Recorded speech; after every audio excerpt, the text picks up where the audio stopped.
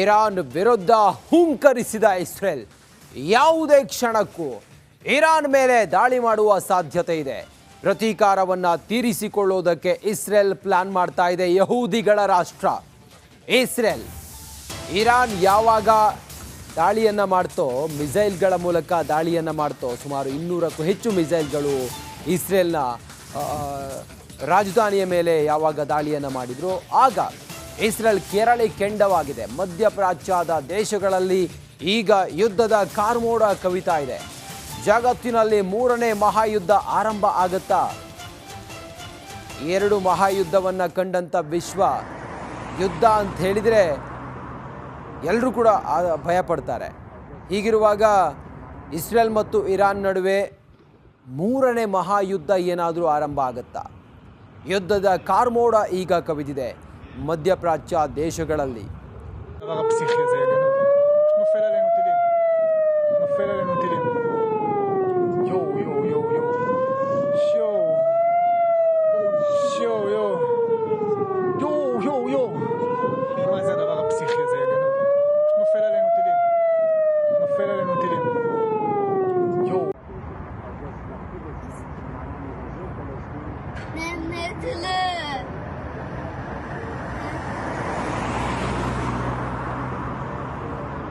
ಇರಾನ್ನ ಮಿಸೈಲ್ಗಳು ಇಸ್ರೇಲ್ನ ರಾಜಧಾನಿಯನ್ನು ಸಂಪೂರ್ಣವಾಗಿ ಧ್ವಂಸ ಮಾಡಿದ್ವು. 8 ಜನ ಮೃತಪಟ್ಟಿದ್ರು. ಇರಾನ್ ಪರಮಾಣು ನೆಲೆ ಮೇಲೆ ದಾಳಿಗೆ ಇಸ್ರೇಲ್ ಪ್ಲಾನ್ ಮಾಡಿದೆ. ಇಸ್ರೇಲ್ ಇರಾನ್ ಉದ್ವಿಗ್ನತೆ ನಡುವೆ ಬೈಡನ್ ಮಹತ್ವದ ಹೇಳಿಕೆಯನ್ನು ಕೊಟ್ಟಿದ್ದಾರೆ. ಇರಾನ್ ಅಣುಬಾಂಬ್ ನೆಲೆ ಮೇಲೆ ಇಸ್ರೇಲ್ ದಾಳಿ ಮಾಡಬಾರದು. ದಾಳಿ ಮಾಡಿದ್ದಲ್ಲಿ ಆ ದಾಳಿಯನ್ನು ಅಮೆರಿಕ ಸಮರ್ಥಿಸೋದಿಲ್ಲ. ಇಸ್ರೇಲ್ಗೆ ಖಡಕ್ ಸಂದೇಶವನ್ನು ಅಮೆರಿಕ, ವಿಶ್ವದ ದೊಡ್ಡಣ್ಣ ಅಮೆರಿಕ ಅಧ್ಯಕ್ಷ ಜೋ ಬೈಡನ್ ನೀಡಿದ್ದಾರೆ. ಇರಾನ್ ಪರಮಾಣು ನೆಲೆ ಮೇಲೆ ದಾಳಿ ಮಾಡಿದರೆ ನಾವು ಅದನ್ನು ಸಮರ್ಥಿಸಿಕೊಳ್ಳೋದಿಲ್ಲ. ಇಸ್ರೇಲ್ ಇರಾನ್ ಉದ್ವಿಗ್ನತೆಯಲ್ಲಿ ಹೀಗಿರಬೇಕಾದ್ರೆ ವಿಶ್ವದ ದೊಡ್ಡಣ್ಣ ಅಮೆರಿಕ ಪ್ರತಿಕ್ರಿಯೆಯನ್ನು ಕೊಟ್ಟಿದೆ. ಇಸ್ರೇಲ್ ಪ್ರತೀಕಾರವನ್ನು ತೀರಿಸಿಕೊಳ್ಳೋದಕ್ಕೆ ಹವಣಿಸ್ತಾ ಇದೆ. ಅದು ಭೀಕರ ಆಗಿರುತ್ತೆ ಅನ್ನೋದ್ರ ಬಗ್ಗೆ ಒಂದಿಷ್ಟು ಆತಂಕ ಇದೆ.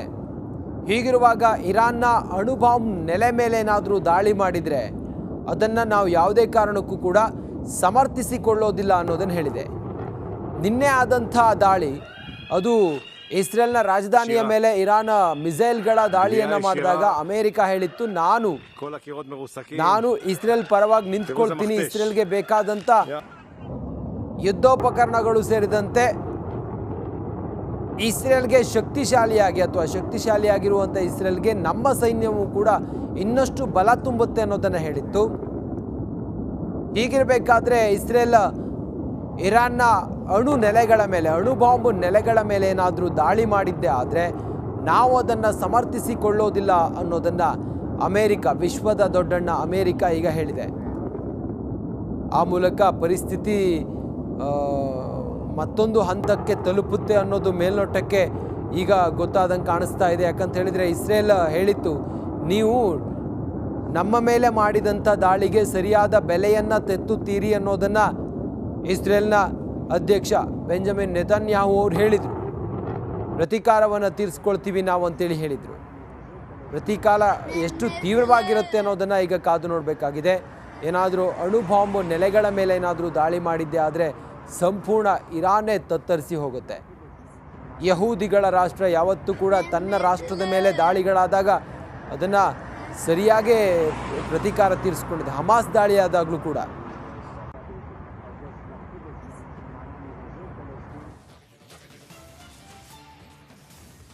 ಇಸ್ರೇಲ್ ಮೇಲೆ ಇರಾನ್ ರಣಭೀಕರ ದಾಳಿಯನ್ನು ಮಾಡಿದೆ. ಆದರೆ ಇಸ್ರೇಲ್ ಪ್ರತಿ ದಾಳಿಗೆ ಸಜ್ಜಾದಂತೆ ಕಾಣ್ತಾ ಇದೆ.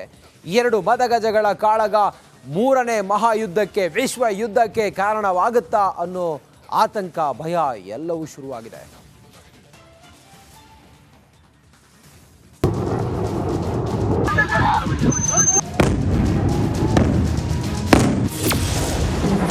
ಸಿಡಿಲಮರಿ ಇಸ್ರೇಲ್ ಮೇಲೆ ಇರಾನ್ ಸವಾರಿ. ಶಿಯಾ ದೇಶದ ಅಬ್ಬರಕ್ಕೆ ಯಹೂದಿ ನಾಡು ಧ್ವಂಸ.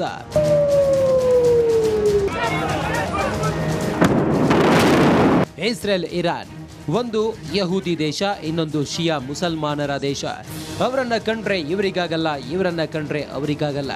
ಸದಾಕಾಲ ಒಂದಿಲ್ಲೊಂದು ಕಾರಣಕ್ಕೆ ಕಿತ್ತಾಡೋ ದೇಶಗಳು ಕೊನೆಗೂ ಎದುರು ಬದ್ರು ನಿಂತಿವೆ, ಯುದ್ಧ ಸಾರಿವೆ.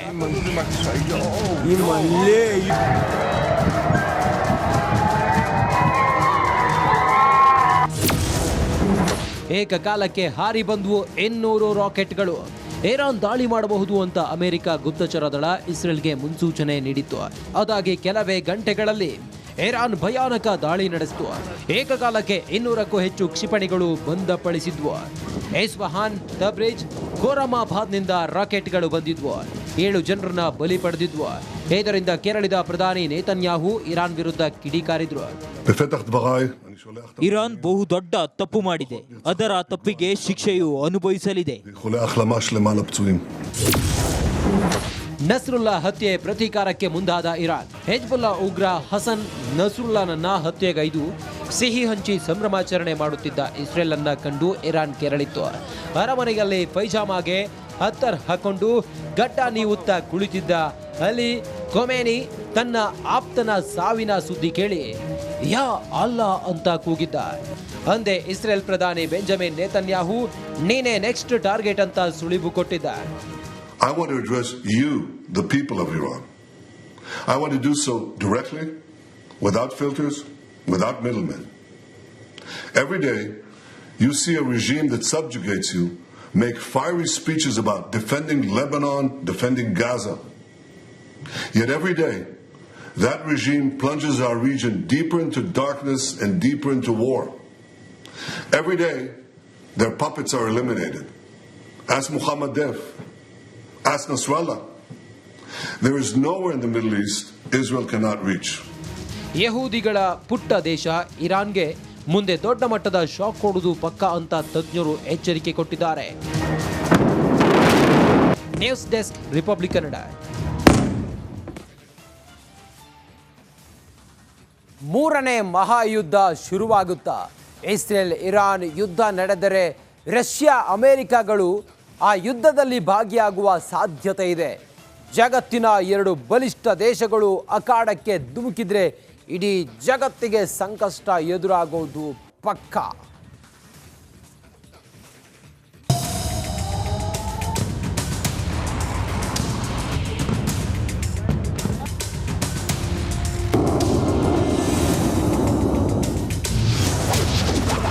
ಇಸ್ರೇಲ್ ಇರಾನ್ ಧರ್ಮಭೂಮಿ ದಂಗಲ್. ಮೂರನೇ ಮಹಾಯುದ್ಧ ಶುರುವಾಗುತ್ತಾ? ಇಸ್ರೇಲ್ ಹಾಗೂ ಪ್ಯಾಲೆಸ್ತೀನಿಗಳದ್ದು ತಾರ್ಕಿಕ ಅಂತ್ಯವಿಲ್ಲದ ಬಡಿದಾಟ. ಆ 2 ದೇಶಗಳ ನೆಲ ಲಕ್ಷ ಲಕ್ಷ ಜನರ ರಕ್ತದ ರುಚಿ ನೋಡಿದೆ. ನಿರಂತರ ಯುದ್ಧಗಳಿಗೆ ನೆಲೆ ಒದಗಿಸಿ ಮತ್ತಷ್ಟು ರಕ್ತ ಹೀರಲು ಕಾಯುತ್ತಾ ಕೂತಿದೆ. 1 ವರ್ಷದಿಂದ ನಡೆಯುತ್ತಿರುವ ಸಮರದಲ್ಲಿ 33,000ಕ್ಕೂ ಹೆಚ್ಚು ಜನ ಪ್ರಾಣ ಬಿಟ್ಟಿದ್ದಾರೆ. ಹಮಾಸ್ ಉಗ್ರರ ಬೇಟೆ ನೆಪದಲ್ಲಿ ಇಸ್ರೇಲ್ ನಡೆಸ್ತಾ ಇರೋ ವಾಯುದಾಳಿ ಹಾಗೂ ಭೂಸೇನಾ ದಾಳಿಗಳು ಉಗ್ರರ ಜೊತೆ ಅಮಾಯಕ ನಾಗರಿಕರನ್ನ ಬಲಿ ಪಡೆದಿದೆ. ಇದೀಗ ಇರಾನ್ ಕೂಡ ಇಸ್ರೇಲ್ ಮೇಲೆ ದಾಳಿ ಮಾಡಿರೋದ್ರಿಂದ ಮೂರನೇ ಮಹಾಯುದ್ಧದ ಕರಿ ಛಾಯೆ ಆವರಿಸಿದೆ.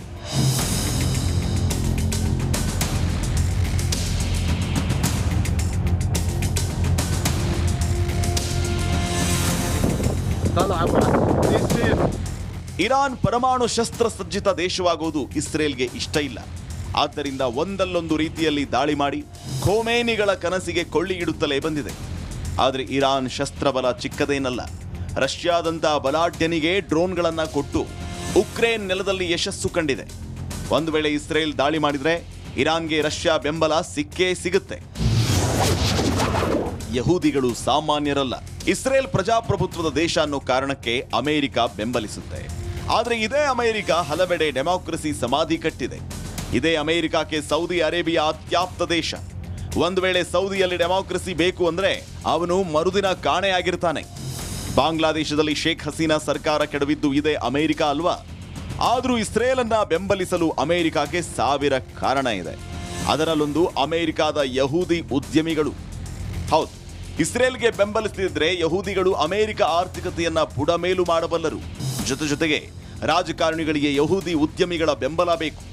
ಅದೇ ಕಾರಣಕ್ಕೆ ಅಮೆರಿಕ ಇಸ್ರೇಲ್ಗೆ ಹಣ, ಶಸ್ತ್ರಬಲ ನೀಡುತ್ತೆ. ಒಂದು ವೇಳೆ ಮಧ್ಯಪ್ರಾಚ್ಯದಲ್ಲಿ 3ನೇ ಮಹಾಯುದ್ಧ ಶುರುವಾದರೆ ಇಡೀ ಜಗತ್ತು ಸಂಕಷ್ಟಕ್ಕೆ ಸಿಲುಕಬೇಕಾಗುತ್ತೆ. ತೈಲ ದರ ವಾಯು ವೇಗದಲ್ಲಿ ಏರಿಕೆಯಾಗುತ್ತೆ. News desk, Republic Kannada.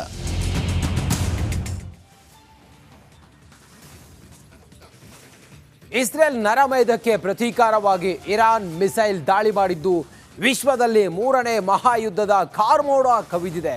2 ಬಲಿಷ್ಠ ದೇಶಗಳ ನಡುವಿನ ಕಿತ್ತಾಟದಲ್ಲಿ ಕನ್ನಡಿಗರು ಸಿಕ್ಕಾಕಿಕೊಂಡು ಒದ್ದಾಡ್ತಾ ಇದ್ದಾರೆ.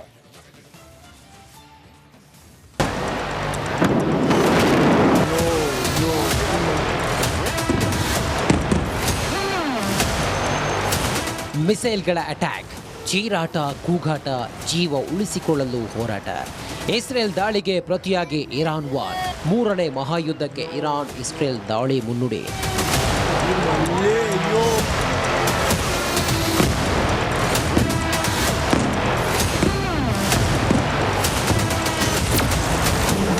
ಮಧ್ಯಪ್ರಾಚ್ಯದ ದೇಶಗಳಲ್ಲಿ ಯುದ್ಧದ ಕಾರ್ಮೋಡ.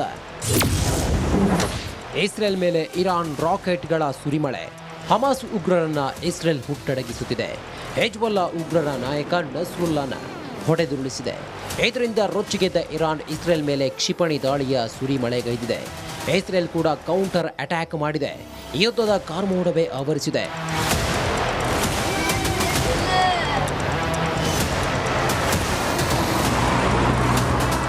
ಇರಾನ್ ಇಸ್ರೇಲ್ ಸಮರದಿಂದಾಗಿ ಆ ನೆಲದಲ್ಲಿರುವ ಕನ್ನಡಿಗರು ಪರದಾಡುವಂತಾಗಿದೆ.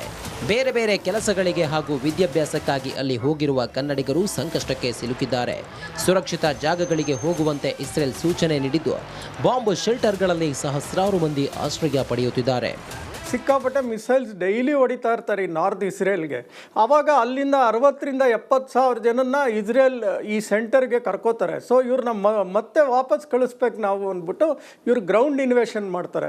ಅವ್ರ ಪ್ರಕಾರ ಹತ್ತತ್ರ ಒಂದು 30 ಕಿಲೋಮೀಟ್ರಷ್ಟು ನಾವು ಒಳಗೋಗಿ ಅಲ್ಲಿರೋದನ್ನೆಲ್ಲ ಸ್ಯಾನಿಟೈಸ್ ಮಾಡಿ ನಮ್ಮ ಇಸ್ರೇಲ್ ಅವ್ರು ಯಾರು 60,000-70,000 ನಾರ್ತ್ ಇಸ್ರೇಲಲ್ಲಿ ಹೋಗಿ ಮತ್ತೆ ಮರುಜೀವನ ಸ್ಥಾಪನೆ ಸೃಷ್ಟಿಸ್ತೀವಿ ಅನ್ನೋಕ್ಕೋಸ್ಕರ ಗ್ರೌಂಡ್ ಇನ್ವೇಷನ್ ಶುರು ಮಾಡ್ತಾರೆ. ಇದೇ ಟೈಮ್ಗೆ ಇರಾನು ಅಫ್ಕೋರ್ಸ್ ಅಮೆರಿಕ ಎಚ್ಚರ ಕೊಡುತ್ತೆ ಈ ಥರ ಇರಾನ್ ಅವರು ದಾಳಿ ಮಾಡ್ತಾರೆ ಅಂತ. ಬಟ್ ನಿನ್ನೆ ರಾತ್ರಿ ಸಡನ್ ಆಗಿ 181 ಮಿಸೈಲ್ ದಾಳಿ ಮಾಡಿ ಜ್ಯೂರಿಕ್ನಿಂದ ದುಬೈಗೆ ಬರ್ತಿದ್ದ ವೇಳೆ ಇಸ್ರೇಲ್ ಮೇಲೆ ಇರಾನ್ ರಾಕೆಟ್ ಅಟ್ಯಾಕ್ ಮಾಡಿದೆ. ಇದರಿಂದ ಟರ್ಕಿಯಲ್ಲಿ ವಿಮಾನ ದಿಢೀರ್ ತುರ್ತು ಭೂಸ್ಪರ್ಶವಾಗಿದೆ. ದಾಳಿ ಹಿನ್ನೆಲೆ ಕನ್ನಡಿಗರು ವಿಮಾನದಲ್ಲೇ ಉಳಿದಿದ್ದಾರೆ. ಬಳಿಕ ದುಬೈನಿಂದ ಬೆಂಗಳೂರಿಗೆ ಕೆಲ ಕನ್ನಡಿಗರು ವಾಪಸ್ಸಾಗಿದ್ದಾರೆ. ನಾವು ಬಂದು ಬ್ಯಾಂಗ್ಳೂರಿನವರು. ಈ ನಮ್ಮದು ಒಂದು ಕಾನ್ಫರೆನ್ಸ್ ಇತ್ತು, LNT conference ಸ್ವಿಟ್ಜರ್ಲ್ಯಾಂಡಲ್ಲಿ.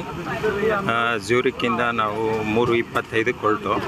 But Iran missiles ಅಟ್ಯಾಕಿಂದ flight ಬಂದು ನಾವು ದುಬೈಗೆ ಬಂದು ದುಬೈಯಿಂದ ಬೆಂಗಳೂರಿಗೆ ಬರಬೇಕಾಗಿತ್ತು. ಬಟ್ ಅನ್ಫಾರ್ಚುನೇಟ್ಲಿ ಫ್ಲೈಟ್ನ ಡೈವರ್ಟ್ ಮಾಡಿ ಇಸ್ತಾಂಬುಲ್ಗೆ ಬಂದಿದೆ. ಇಸ್ತಾಂಬುಲಲ್ಲಿ ಈಗ ಫ್ಲೈಟ್ ಲ್ಯಾಂಡ್ ಆಗಿ ಆಲ್ಮೋಸ್ಟ್ ಅರ್ಧ ಗಂಟೆ ಆಯಿತು. ನಮ್ಮನ್ನು ಒಳಗಡೆನೇ ಇದ್ದೀವಿ, ಇನ್ನು ಫ್ಲೈಟ್ ಒಳಗಡೆನೆ, ಡೋರ್ಸ್ ಇನ್ನೂ ಓಪನ್ ಆಗಿಲ್ಲ. ಇಸ್ರೇಲಿ ಅಧಿಕಾರಿಗಳೊಂದಿಗೆ ಸಂಪರ್ಕದಲ್ಲಿದೆ ಎಂದು ಭಾರತೀಯ ರಾಯಭಾರ ಕಚೇರಿ ಮಾಹಿತಿ ನೀಡಿದೆ. ಸದ್ಯ ಇಸ್ರೇಲ್ನಲ್ಲಿ ಭಾರತೀಯರು ಸಂಕಷ್ಟಕ್ಕೆ ಸಿಲುಕಿದ್ದು ಬದುಕಿ ಬರೋದು ಹೇಗೆ ಅನ್ನೋ ಆತಂಕದಲ್ಲಿದ್ದಾರೆ.